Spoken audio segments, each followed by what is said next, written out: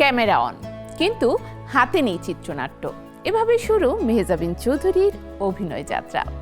ভয় আর অনিশ্চয়তায় ভরা সে প্রথম দিনেই বারবার টেক দিতে হয়েছিল তাকে, তবু থামেননি।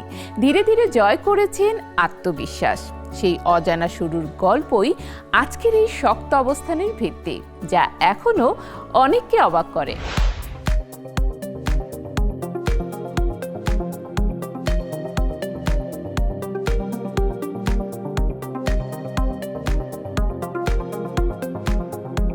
ক্যামেরা রেডি, আলো জ্বলছে, কিন্তু হাতে নেই চিত্রনাট্য।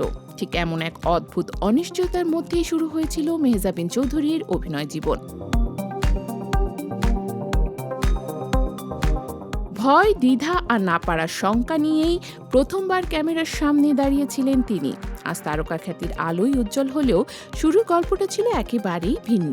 প্রথম নাটক তুমি থেকো সিন্ধু পাড়েতে তার সহশিল্পী ছিলেন মাহফুজ আহমেদ, কিন্তু শুটিংয়ের আগে তার কোনো কাজই দেখা হয়নি মেহজাবিনের। শুধু বাবা মায়ের মুখে শুনেছিলেন তিনি একজন জনপ্রিয় অভিনেতা।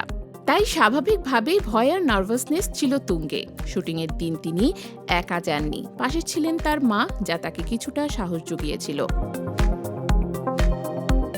সবচেয়ে চমকপ্রদ বিষয় ছিল শুটিংয়ের আগ পর্যন্ত কোনো চিত্রনাট্যই পাননি তিনি। এমনকি কী ধরনের পোশাক লাগবে সেটাও পরিষ্কার করে জানানো হয়নি। শুটিংয়ে মাত্র দুদিন আগে বলা হলো কিছু সালোয়ার কামিজ আর শাড়ি নিয়ে আসতে হবে, নিজের টাকায় কস্টিউম কিনতে হবে। এ তথ্যও ছিল একেবারে নতুন। সব মিলিয়ে পরিস্থিতি যেন এক অজানা পরীক্ষার মতো।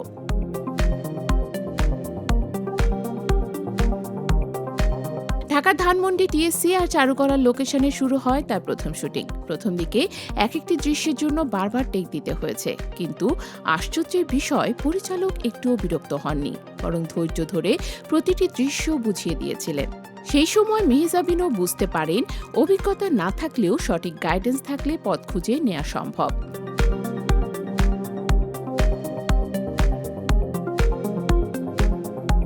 প্রথম কাজের পারিশ্রমিক হিসেবে পান 15,000 টাকা, যা ছিল তার জীবনের এক বিশেষ অনুভূতি। শুটিং শেষে মায়ের সঙ্গে চট্টগ্রামে ফিরে যান। এরপর বেশ কিছুদিন চট্টগ্রাম থেকে ঢাকা এসে নিয়মিত কাজ করতে হয়েছে তাকে।